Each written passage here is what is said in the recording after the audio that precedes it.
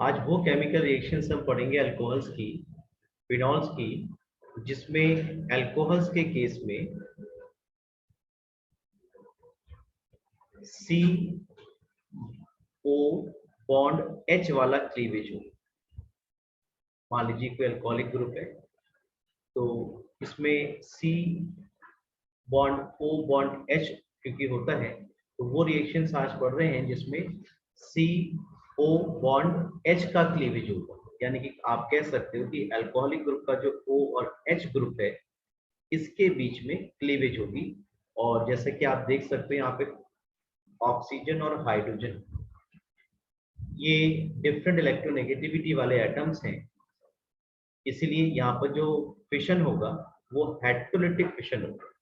और इस heterolytic fission की वजह से ये जो O और H के बीच का बॉन्ड पेयर इलेक्ट्रॉन है ये कंप्लीटली ट्रांसफर हो जाएगा ज्यादा इलेक्ट्रोनेगेटिव ऑक्सीजन एटम की तरफ, जिसकी वजह से ये जो O है ये पॉजिटिव नेगेटिव चार्ज गेन कर लेगा और उसके कंपैरेटिवली जो H है वो पॉजिटिव चार्ज गेन कर लेगा। यानी कि कुल मिला के ये O बॉन्ड H जो है it behaves as a partial polar covalent bond, or this O bond H bond will develop polarity, and due to the polarity it will show ionic character, और ionic character की वजह से this H positive ions can be released very easily।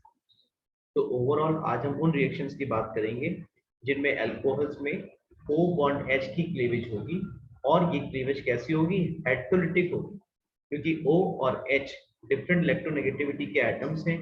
क्योंकि O की electronegativity ज्यादा है इसीलिए O bond H का जो बॉन्ड पर इलेक्ट्रॉन है that will be completely shifted to this oxygen atom of negative and positive charges will be developed on the O bond H, means polarity will be developed। और इस polarity की वजह से ये जो बॉन्ड है ये ब्रेक कर जाएगा और ये O नेगेटिव और ये H पॉजिटिव आयंस को सोल्यूशन में फर्निश कर देता है। और आप ये बात समझ लीजिए, जो सब्सटेंस H पॉजिटिव आयंस को फर्निश करेंगे सोल्यूशन में वो एसिडिक नेचर के हों।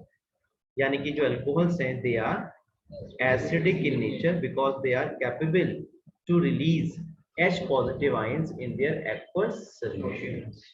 अब अगर हमें केमिकली सपोर्ट करना हो कि अल्कोहल्स एसिडिक नेचर के होते हैं तो हम अल्कोहल की रिएक्शन जो है, मैं यहाँ पर सबसे ज्यादा बिकने वाला अल्कोहल ले लेता हूँ, इथेनॉल।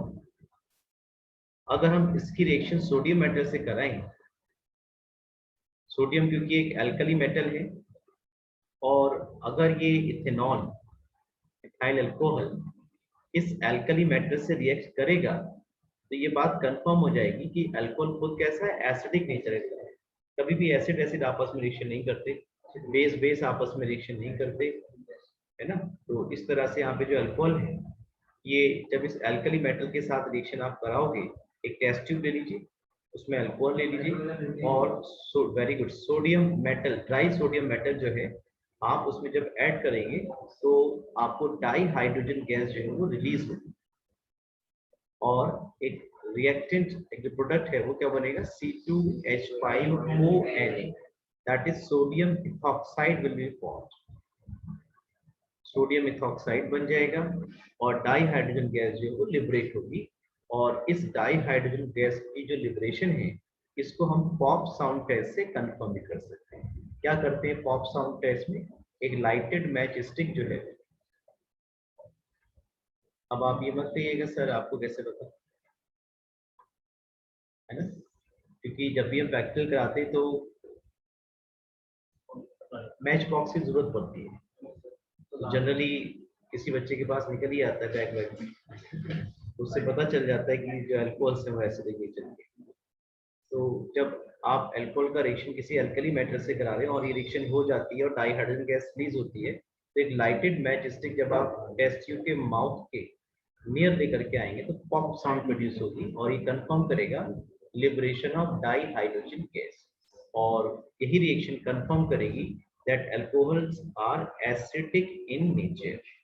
तो कभी भी कोई आपसे पूछता है अल्कोहल्स के बारे में ईथर्स के बारे में, तो दोनों कैसे एसिडिक नेचर के होते हैं। फिलहाल यहाँ अल्कोहल्स के बारे, no no no sorry, ethers are basic in nature, very sorry, ethers are basic in nature, तो alcohols are acidic in nature. इस रिएक्शन से आप सपोर्ट कर सकते हो। यहाँ पर एक क्लास 11 का कॉन्सेप्ट लगेगा, ब्रॉन्स्टेड-डोरी कॉन्सेप्ट, जिसकी हेल्प से हम ये जानने की कोशिश करेंगे कि अल्कोहल का जो एसिडिक करेक्टर है वो वाटर के कंपैरेटिवली ज्यादा है या कम है। देखिए, अगर आप अल्कोहल की रिएक्शन, मैं यहाँ पे सबसे ज्यादा कंज्यूम होने वाला अल्कोहल ले रहा हूँ, लॉकडाउन में सबसे ज्यादा हेल्प किया है इसने। तो यहाँ पर अगर आप अल्कोहल की रिएक्शन वाटर से कराएंगे तो आप देखेंगे जो अल्कोहल का जो ऑक्सीजन है ना बेटा, ऑक्सीजन के पास कितने इलेक्ट्रॉन्स होते हैं? 6। एक कार्बन के साथ, एक H के साथ शेयर हो गया, 4 इलेक्ट्रॉन्स आर प्रेजेंट इन, हाँ, एक तरह से लोन पेयर इलेक्ट्रॉन्स की फॉर्म में प्रेजेंट रहेंगे। So in this equation you will find this alcohol molecule will accept a proton. Alcohol molecule will accept a proton. ये जो लोन पेयर है ये H पॉजिटिव आयन के साथ बॉन्ड बना लेगा, ये लोन पेयर ऐसे ही प्रेजेंट है और यहाँ पे चार्ज कैसा आ जाएगा? अब क्योंकि आज H पे चार्ज पहले से पॉजिटिव है तो जब ये बॉन्ड डेवलप करेगा तो चार्ज कैसा आ जाएगा? नेगेटिव आ जाएगा।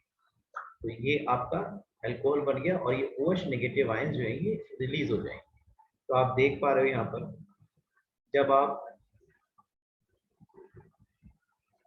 जब आप मूव कर रहे हो अल्कोहल से प्रोटोनेटेड अल्कोहल की तरफ, तो आपको क्लियरली दिखाई पड़ रहा है this time this alcohol is accepting a proton. इस अल्कोहल ने प्रोटॉन को एक्सेप्ट कर लिया और ये कैसा काम करेगा? प्रोटॉन एक्सेप्टर की तरह काम कर रहा है। यहाँ पर इस केमिकल इक्वेशन में जो अल्कोहल है it is acting as a proton acceptor, और प्रोटॉन एक्सेप्ट करके क्या बनाएगा? ये प्रोटोनेटेड अल्कोहल। क्या बनाएगा? Protonated alcohol. अभी कॉन्सेप्ट आप समझिए, इसके बाद जो है बहुत बढ़िया रीजनिंग यहाँ पर हम आपके साथ डिस्कस करेंगे, लेकिन उसके लिए कॉन्सेप्ट क्लैरिटी बहुत जरूरी है। तो यहाँ पर इस इक्वेशन में आप देख पा रहे हो कि जो प्रोटॉन है वो वाटर से प्रोटॉन को एक्सेप्ट कर रहा है, और जो वाटर है वो जब लेफ्ट से राइट में आप देखोगे तो OH नेगेटिव आयन फॉर्म कर रहा है, यानी कि ये प्रोटॉन डोनर का काम कर रहा है। तो एक कॉन्सेप्ट है क्लास 11th में हमने पढ़ा है एसिड बेस का, which is called Bronsted-Lowry concept. According to Bronsted-Lowry concept, all those substances which are H positive ion donor, proton donor, they act as acid, and all those species which are proton acceptor, they act, oh sorry उल्टा हो गया, proton, यहाँ पे तो very sorry, बात तो ठीक कह रहा हूँ बट मैंने अल्कोहल में गलत लिखी है। आप यहाँ देख सकते हो water is donating the proton, है ना? तो water is a proton donor and according to Bronsted Lowry concept H positive ion donor species act as acid and proton acceptor species act as base। तो आप देखिए 1 मिनट में कहानी change हो गई। ऊपर अल्कोहल कैसा लग रहा था हमें? एसिडिक लग रहा था, और नीचे आके अल्कोहल कैसा काम कर रहा है? वाटर के साथ बेस की तरह काम कर रहा है। तो ऐसा नहीं है कोई भी बात कर ले, दोनों बातें ठीक है बेटा।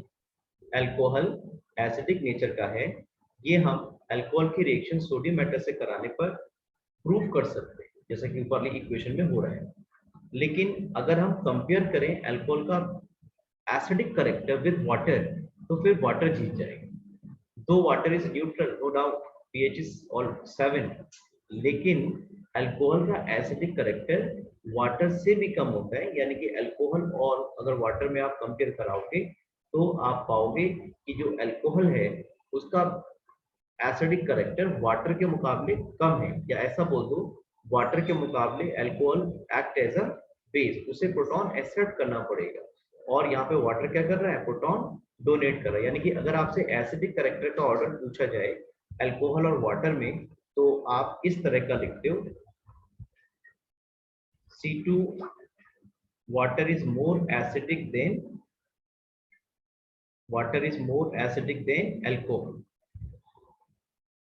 इसमें कोई डाउट नहीं है कि अल्कोहल एसिडिक नेचर के होते हैं पक्की बात। लेकिन अगर आप वाटर से कंपेयर करोगे तो ऑब्जर्वेशन कुछ इस तरह का है कि अल्कोहल जो है उसका एसिडिक करेक्टर वाटर के कंपेरेटिवली कैसे है, कम है, लेस है। अच्छा जी, एक बात और भी है, जो एसिडिक करेक्टर है ना, जो एसिडिक करेक्टर है ultimately depends on the value of ionization constant for acid, Ka पे डिपेंड करेगा। Higher the value of Ka, more will be the acidic character. और एक प्रॉपर्टी है pKa, जैसे आप pH निकालते हो minus log H positive, similarly pKa can also be calculated by the formula minus log Ka।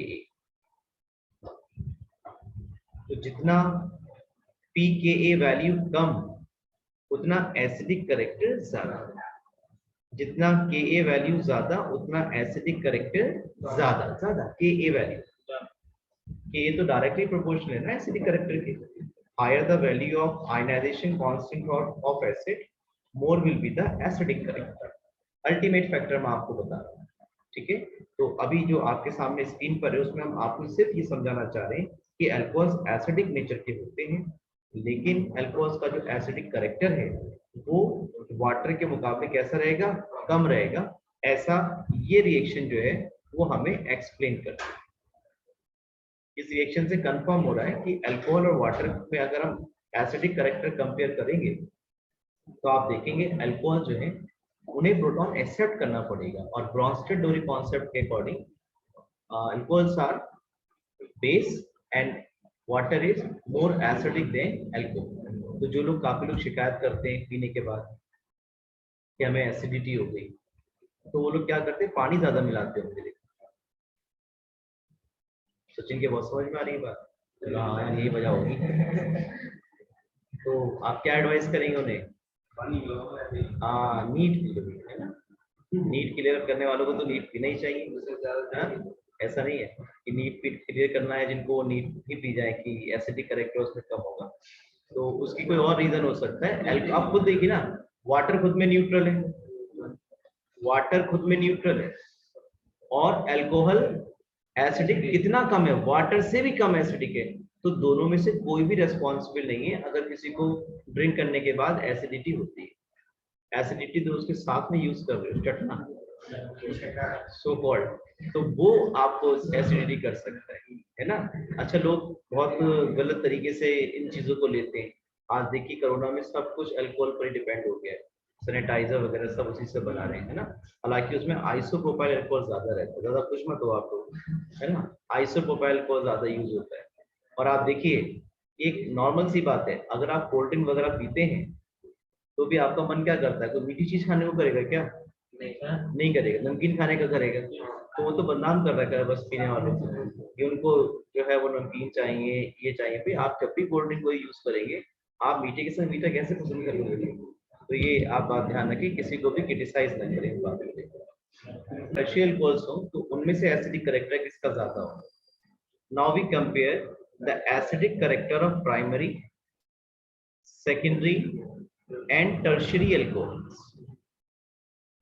देखिए, जैसा भी आपसे बात हो रही थी कि अल्कोहल्स में एसिडिक करेक्टर तब ज्यादा होगा जब ये H पॉजिटिव आयंस को रिलीज करेगा। तो जितना तेजी से H पॉजिटिव आयन रिलीज होगा उतना ही अल्कोहल्स का एसिडिक करेक्टर कैसा होगा, ज्यादा होगा।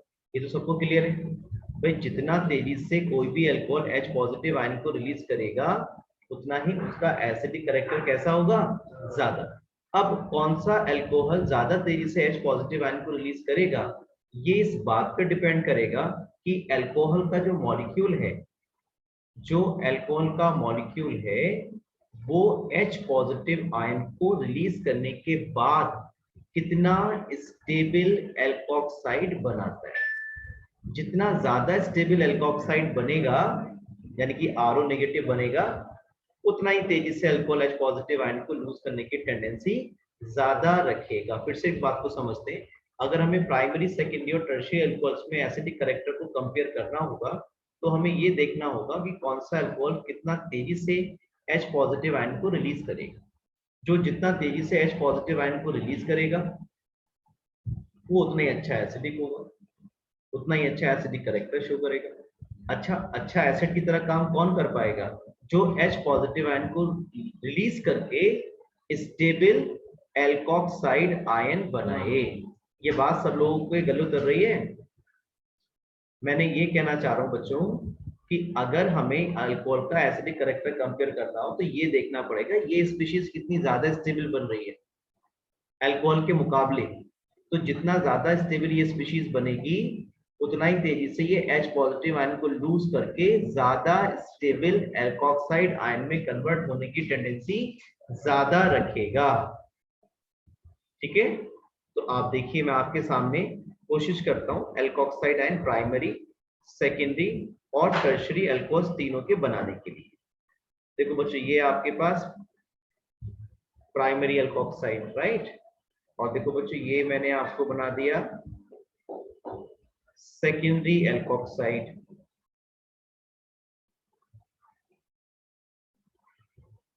और ये मैंने आपको बनाया टर्शरी एल्कोक्साइड। क्लास 11th में आपने पढ़ा है minus I effect plus are effect, तो मुझे बताओ, या प्लस आई इफेक्ट, तो आप बताओ यहाँ पर जो स्टेबिलिटी है वो किस बात, कौन सा फैक्टर जो एक्सप्लेन करेगा? चलो कोई बात नहीं, आप 11th का भूल गए, मैं आपको बता देता हूँ। यहाँ पर प्लस आई इफेक्ट जो है बेटा वो एसिडिक कैरेक्टर को गवर्न करेगा। आप देखिए जरा इस ऊपर चार्ज कैसा है? नेगेटिव नेगेटिव नेगेटिव, यानी कि जब H पॉजिटिव आयन लूज किया जाएगा तो एल्कोक्साइड पे चार्ज कैसा आएगा? नेगेटिव। अब हमें इन तीनों को कंपेयर करना है, 1 डिग्री 2 डिग्री और 3 डिग्री एल्कोक्साइड आयन की स्टेबिलिटी को डिसाइड करना है इन तीनों में कौन सबसे ज्यादा स्टेबल है। अच्छा, जो स्ट्रक्चर सबसे ज्यादा स्टेबल होगा वो उतना तेजी से H पॉजिटिव आयन को लूज करेगा और अच्छा एसिड की तरह काम करेगा। क्लियर है ये बात?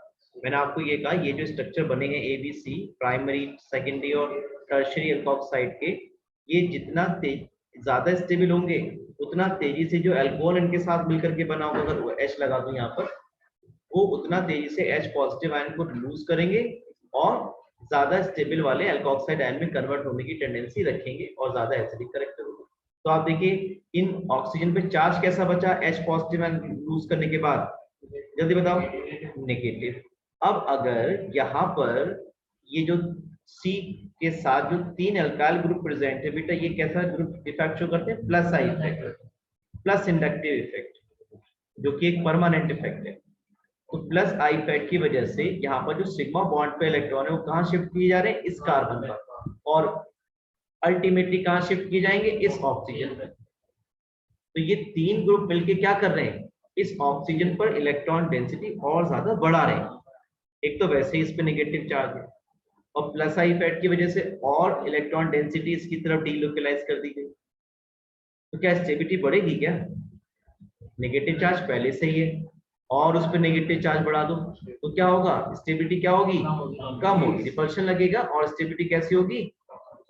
सेकेंडरी में आप देखिए, सेकेंडरी में ऐसे प्लस आई इफेक्ट ग्रुप कितने बच्चों? 2 हैं। तो कंपैरेटिवली इलेक्ट्रॉन डेंसिटी इस ऑक्सीजन पर यहाँ पर थोड़ी सी कम रहेगी और प्राइमरी के केस से बच्चों सबसे कम रहेगी। और देखो अगर मिथाइल है तो काफी कम रहेगी। मिथाइल में तो एक ही CH3 ग्रुप है ना? तो ये मैंने आपको बता दी मिथाइल को तो डिफरेंट कैटेगरी है, ना ये प्राइमरी है, ना ये सेकेंडरी, ना ये टर्शियरी है। तो अगर मिथाइल को भी इस रेस में शामिल कर ले तो कौन जीतेगा सबसे ज्यादा स्टेबिलिटी ऑफ एल्कोक्साइड आयन में? Methoxide ion. आई होप सबको क्लियर हो रही है ये बात। मैंने आपको ये कहा, ये जो मैं इसको डी बोल देता हूँ मिथाइल वाले को, ABCD जो स्ट्रक्चर्स हैं इनमें सबसे ज्यादा स्टेबल स्ट्रक्चर कौन सा रहेगा? मिथॉक्साइड आयन का रहेगा। और सबसे कम स्टेबल कौन सा रहेगा? टर्ड ब्यूटॉक्साइड। ये टर्ड ब्यूटॉक्साइड है, ये आइसोप्रोपॉक्साइड है, ये इथॉक्साइड है। ठीक है, तो अब आप मुझे बताओ जल्दी से सबसे ज्यादा एसिडिक कैरेक्टर प्राइमरी, सेकेंडरी और टर्शियरी अल्कोहल में किसका? फर्स्ट वाले, यानी कि आपका कहना है सर प्राइमरी अल्कोहल का एसिडिक कैरेक्टर सबसे ज्यादा, उससे कम वेरी गुड, और सबसे कम और इन तीनों में से सबसे ज्यादा किसका, इन तीनों से सबसे ज्यादा किसका, मिथाइल अल्कोहल। तो बहुत अच्छे से आपने बात को समझ लिया है कि एसिडिक करेक्टर इस बात पे डिपेंड करेगा कि कौन सा अल्कोहल H पॉजिटिव आयन को रिलीज करके कितना ज्यादा स्टेबल एल्कोक्साइड आयन बनाएगा। जितना ज्यादा स्टेबल एल्कोक्साइड आयन बनेगा उतनी स्टेबिलिटी ज्यादा होगी। तो मैंने यहाँ पे आपको primary, secondary, tertiary alkoxide ion का कंपेयर करा के बताया कि सबसे ज्यादा जो स्टेबल एल्कोक्साइड होगा वो कौन सा होगा, मिथॉक्साइड होगा। और 1 डिग्री, 2 डिग्री, 3 डिग्री में कंपेयर करोगे सबसे ज्यादा किसका रहेगा, प्राइमरी एल्कोक्साइड का।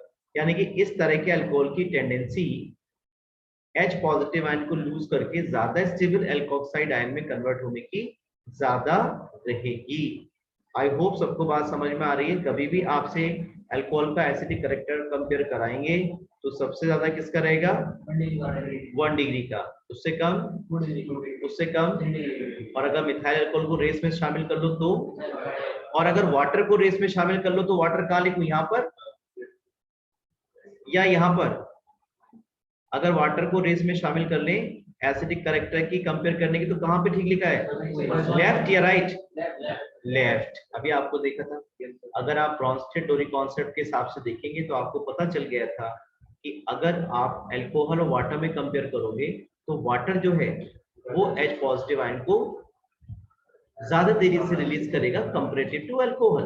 तो इसलिए हमारा जो वाटर का एसिडिक करेक्टर है वो कहाँ लिखा जाएगा, अल्कोहल से पहले। This is the decreasing order of acidic character of water, methyl alcohol, then 1 degree, then 2 degree, and then 3 degree alcohols. Now we compare the acidic character of alcohol, phenols, and water.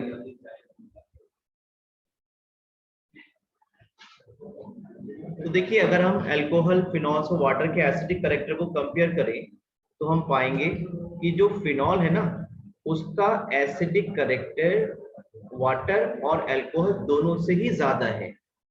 और इसका reason अगर हम find करने की कोशिश करेंगे तो बात वही है कि जो फिनॉल है वो H पॉजिटिव आयन को रिलीज करके कितना स्टेबल स्ट्रक्चर बना रहा है उस पर डिपेंड करेगी ये बात।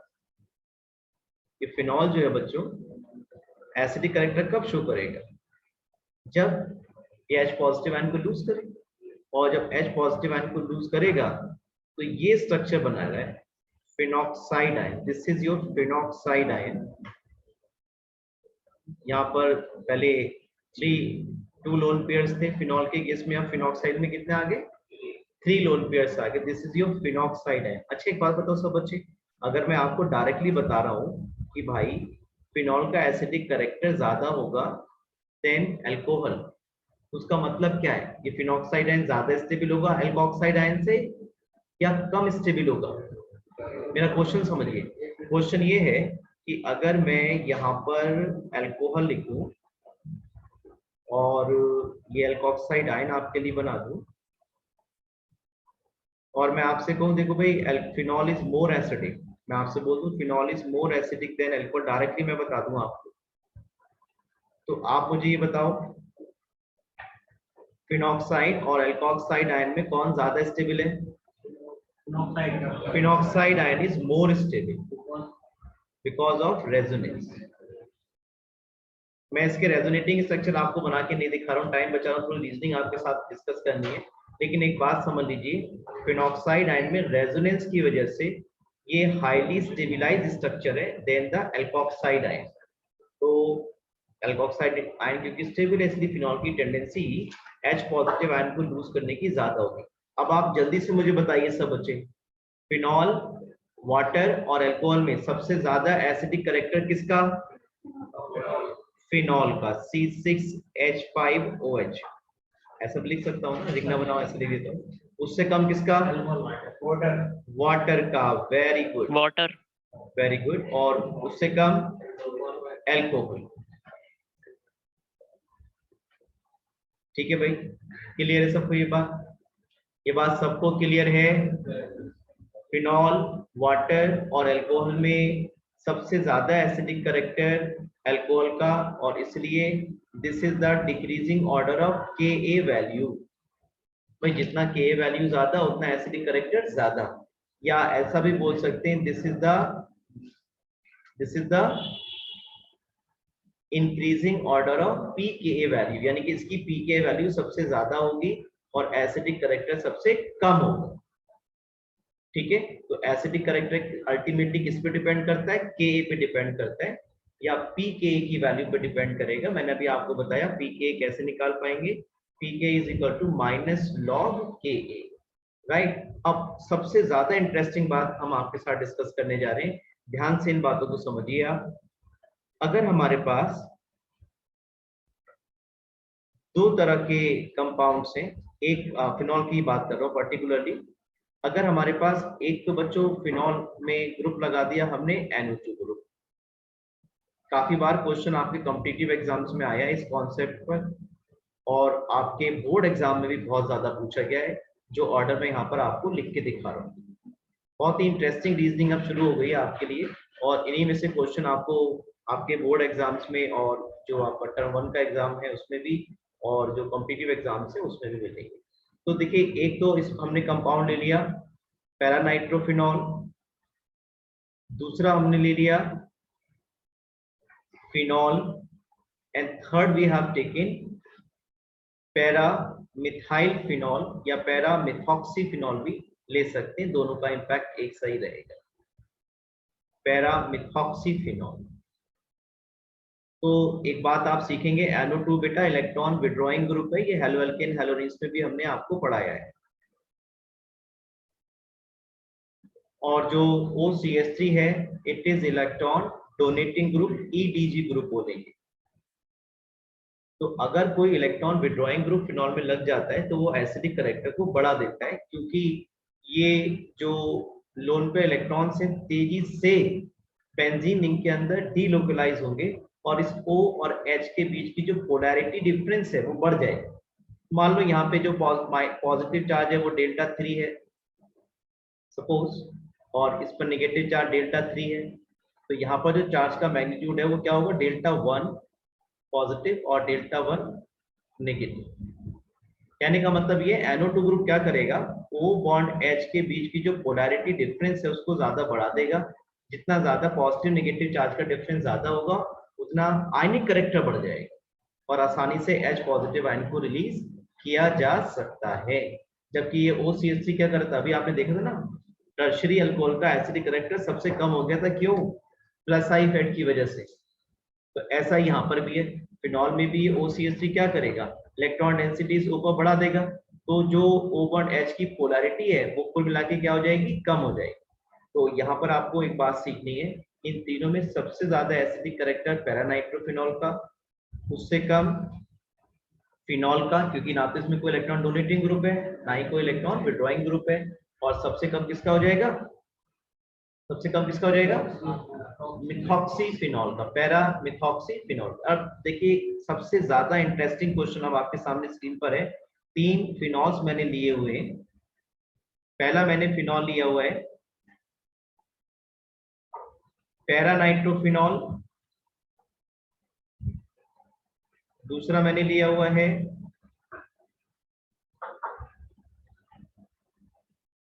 ऑर्थोनाइट्रोफिनॉल, और तीसरा मैंने लिया हुआ है मेटानाइट्रोफिनॉल। हमें इन तीनों का एसिडिक कैरेक्टर कंपेयर करना है, बहुत आराम से समझिए जल्दी से। यहाँ पर OCH3 मेटा पोजीशन पर आ गया, राइट। तो सबसे ज्यादा एसिडिक कैरेक्टर इसका, इससे कम इसका। वजह, यहाँ पे इंट्रामोलिकुलर H बॉन्डिंग डेवलप हो जाएगी इस H और O के बीच में, NO2 के H और O के बीच में इंट्रामोलिकुलर H बॉन्डिंग डेवलप हो जाएगी, जिसकी वजह से ये H पॉजिटिव आयन आसानी से एक्वस सॉल्यूशन में रिलीज नहीं हो पाएगा। नो डाउट NO2 यहाँ पे OH के पास में है, तो लोगों को लगता है कि ये ज्यादा माइनस साइड इफेक्ट या इलेक्ट्रॉन विड्रॉइंग ग्रुप जो है वो क्रिएट करेगा, एसिडिक कैरेक्टर्स का ज्यादा होना चाहिए, लेकिन ऐसा नहीं है।